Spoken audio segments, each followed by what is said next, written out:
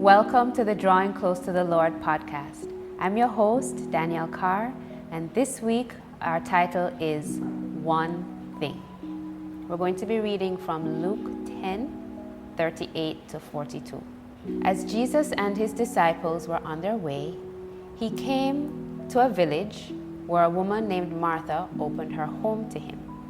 She had a sister called Mary who sat at the Lord's feet listening to what he said.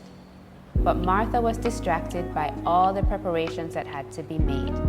She came to him and asked, "Lord, don't you care that my sister has left me to do the work by myself?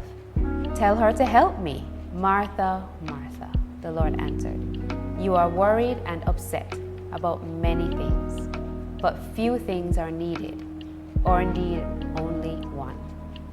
Mary has chosen what is better, and it will not be taken from her." I really love this story. I love the sister-sister interaction here.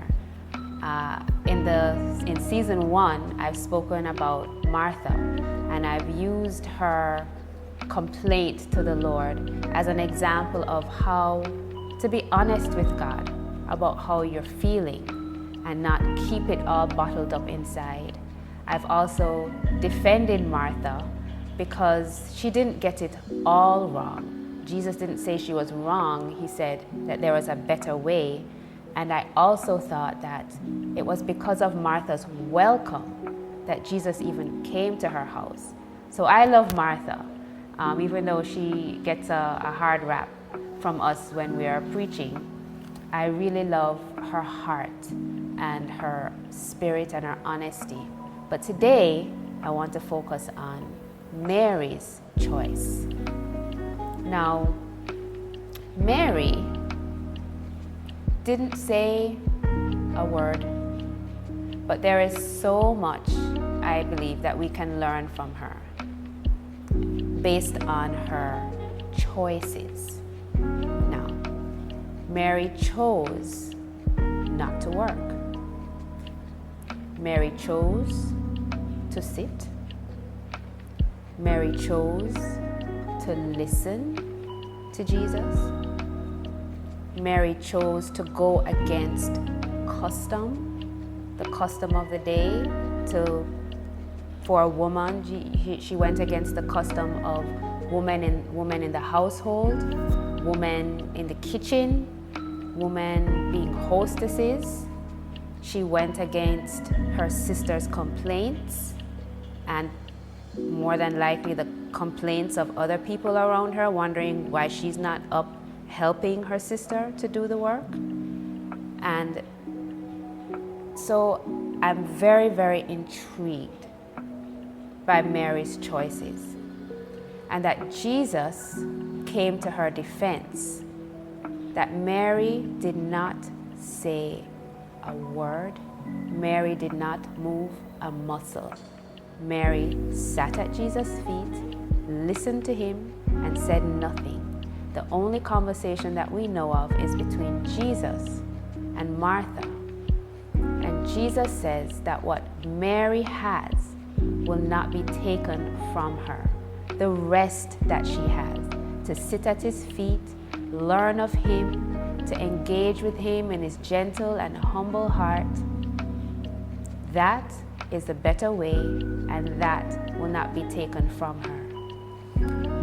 So I don't believe that it was wrong for Martha to be making preparations, but sometimes we get so ruffled by our cares and by the things that are important in our lives.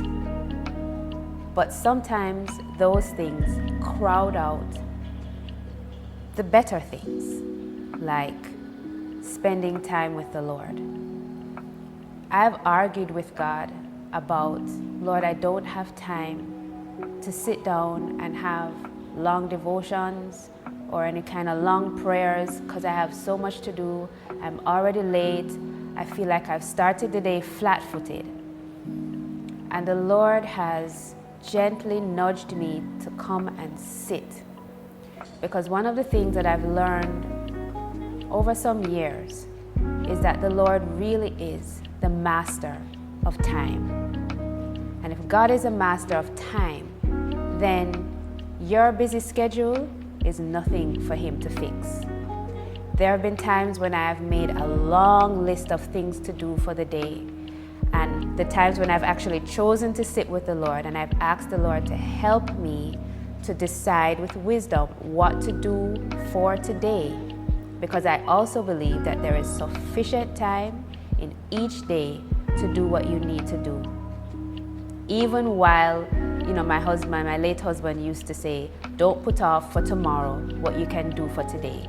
Even while joining with all that wisdom, that God knows how to order your steps so that you can live your day feeling fulfilled, accomplished. He knows how to work out the relationships with people who might be upset with you if you don't get something done. He knows how to get somebody to pick up your child for you if you are running late and somebody just asked you to do something. God knows it all. God is not surprised by any of it. And so my encouragement to you is to choose the better way. Choose Mary's way. When you are feeling pressed for time, when you are feeling overwhelmed, go against the grain of what you think is expected of you by the world and engage with the Lord and ask God to intervene. Ask God to help you to do what is impossible, what you feel cannot be done if you give him this time. I've learned that God is faithful, more faithful than you could ever imagine or dream.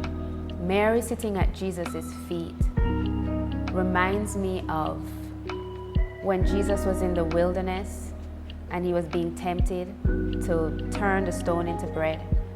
And he told the devil that man shall not live by bread alone, but by every word that comes from the mouth of God. And so that tells me that spending time with the Lord, reading his word, praying, that those things are not just sustenance for our soul, but it's sustenance for the outworking of our lives in our physical bodies. And so pray, rest, seek the Lord in those pockets of time. Give him extra time. Mary's choice for that one thing that Jesus spoke about. He was telling Martha, really, Martha, only one thing is necessary. And that one thing is sitting at my feet, listening to me and learning of me, spending time with me. And so my prayer for you this week is that you would choose that one thing, that you would make a decision to stop, to sit, and to listen.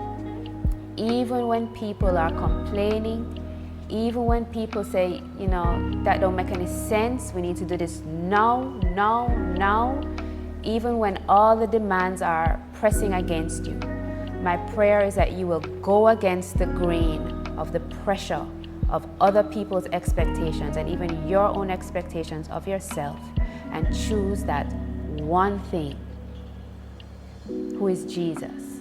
Choose Jesus and see if he will not work out for you in ways you could never even ask or think. Trust him today. Rely on his grace. Rely on his love. Engage with him one-on-one daily. Surrender to his will, to his ways, to the ways of the kingdom of God, and trust his heart. This is the way of rest. Thank you for joining me today. See you next time.